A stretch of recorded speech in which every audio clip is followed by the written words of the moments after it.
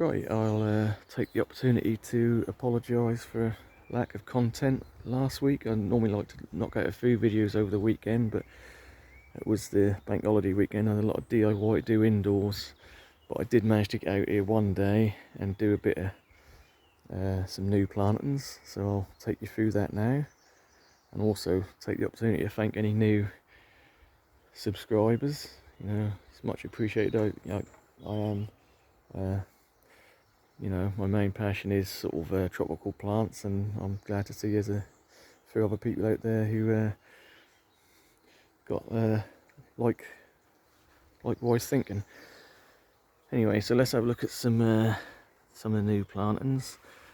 So we've got this Regerzia here, which I did talk about a week or two ago. I had it in a greenhouse and sort of forgot about it, and that started to grow quite nicely, so I plonked that in the ground. They are obviously quite hardy, but I think I dug it up last year because of pest damage, slugs and snails, and that just didn't grow well, and probably weren't overly happy with the position of it either, so I dug it up and put it in a pot and sort of forgot about it, and then yeah, nice surprise to see that pop up in the greenhouse. So that is now in the ground. These do get quite nice big leaves, sort of I'd say half sun here.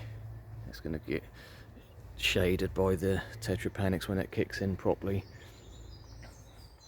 and sort of that's in shade in the afternoon as well. Yeah, so that's the Regerzia planted. We've done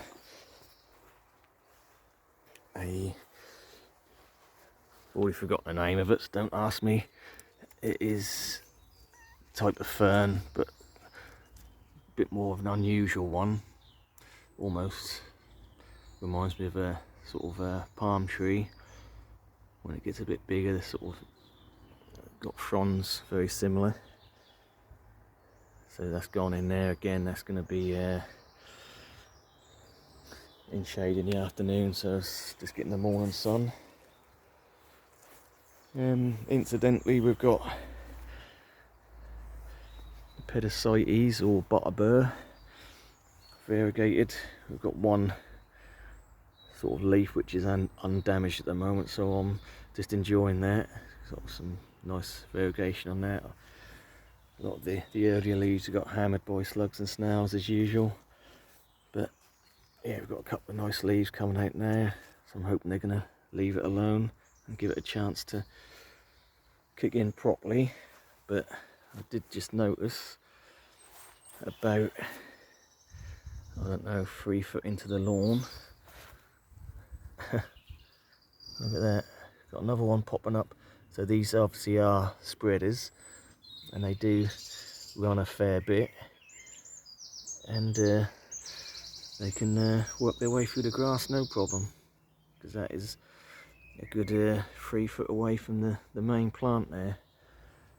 And I don't know why I'm surprised, because we've got the palmate version here, which is Pedicites palmatum, and these get sort of quite nice golden leaves, and you start seeing it, you get a few sort of gold spots in these, and they've been spreading. I mean, I think I originally planted them here, and they've spread all the way across and right up into here. So I will start digging them out when they become a problem, but I already have dug several out again coming into the lawn. Like I say, the lawn's not going to stop, and I'll go straight through that. Anyway, let's get back to the plantings. So I stuck a little Trachycarpus in here. I had a couple in pots that I bought a couple of years ago, I think, from B&M when they were doing them. I got them at the end of the year. They were, I think they were originally 25 quid, and they were half price at the end of the year, so £12.50, and the pots had about 4 or 5 plants in each, so these worked out, probably about 4 quid a plant, something like that, 3 or 4 quid a plant. So the bigger ones still got in pots, but these ones are the smaller ones, but I thought they're starting to grow well, so I'll stick them in the ground. Well, in fact, this one is actually a double, there's a smaller one coming off the side.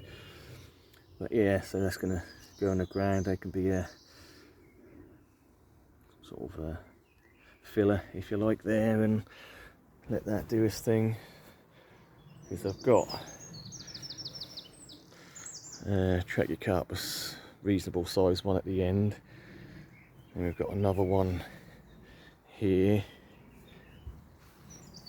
So I thought I'll chuck another one in here, and then we've got one which is going to be in a lot more shade due to the tree fern here, and when they're gonna well, it started to go, but it's been slow because it's been so dry this year. But yeah, so we've got another Trachycarpus there, so we're going to have a good sort of spacing of 4 Trachycarpus up there, up the sort of border here. This is what I like to see, all them crosies looking good. So this is the best the old foliage has ever looked on this, actually. So the problem is that these are looking good, but when the new fronds come out, these are going to look obviously a slight brown in terms of not going to look fantastic, but it's going to look nice and full, so that'll be nice to see. But yeah, there's plenty. I haven't counted them, there's a good 12 there, I'd imagine. Anyway, back to new plantings. So over this side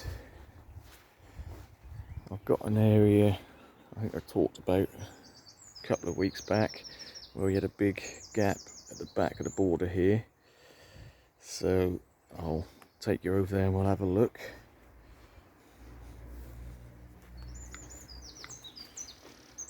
So past the we've got some Washingtonia robusta and Phoenix canariensis and a little waggy.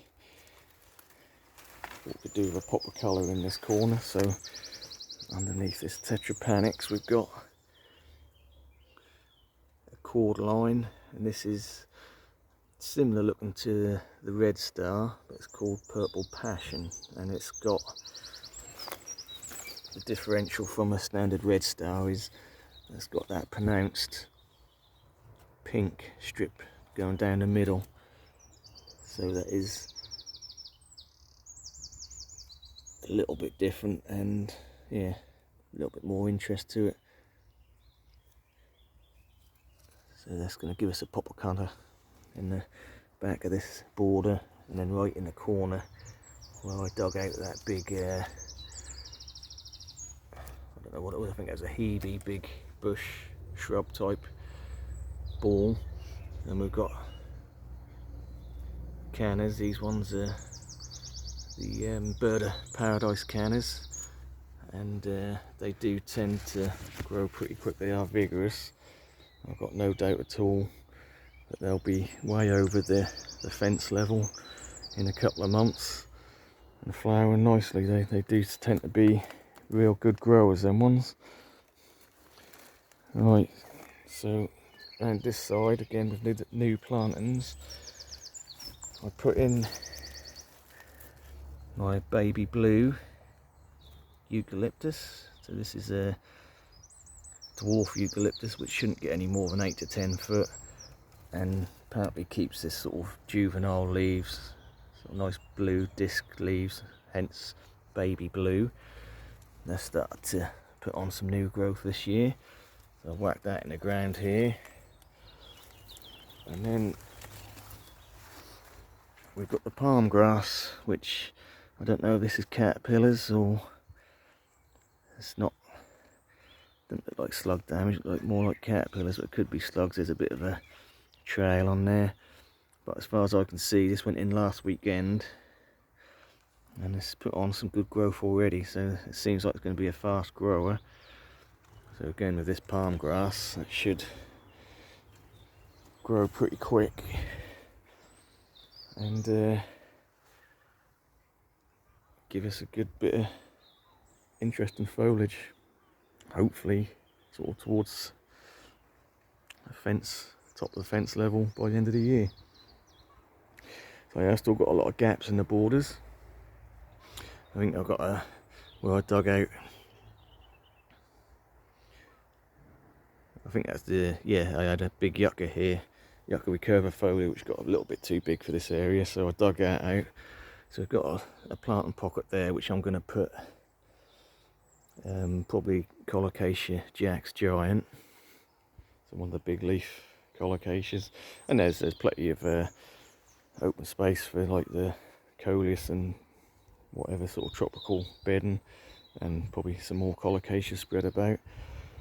So yeah, that's pretty much it for the new plantings. We'll take a moment just to enjoy these tulips. I think these are got to be the most tropical looking tulips. A real burst of tropical colour this time of year.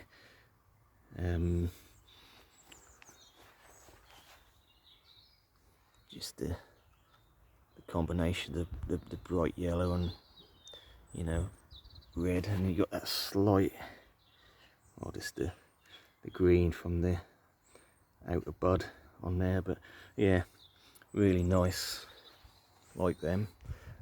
I think I had them potted up last year and just stuck them in the ground, and yeah, I don't know with tulips, they sort of don't always do well after the first flowering, but they've certainly done okay. And just finishing up now, we've got like the poppies starting to pop, and they're looking okay. They're quite big, but again, it's not something I'd normally grow, but because they're such early season, they give you a bit of colour. And like I say, as soon as they've flowered, the flowers don't seem to last long on these, maybe 3 or 4 days if you're lucky, but obviously there's a lot of them. You can see all the flower heads, so they're gonna do their thing and flower, then I'll rip them all out and they'll self-seed anyway. They always seem to come back year after year. Even I tried last year to pull them out before they seeded, but they still, as you can see, still sort of took over this area all the way up here. But yeah, I don't mind. Like I say, they come out easy enough. They're not deep root, and they rip out, and then we can get some proper summer bedding in. And last but not least, the peony. Not opened yet, but getting close. Yeah, so that's just a little bit of a update on some new plantings and a little look at what's going on. Thanks for watching. We'll catch you on the next one.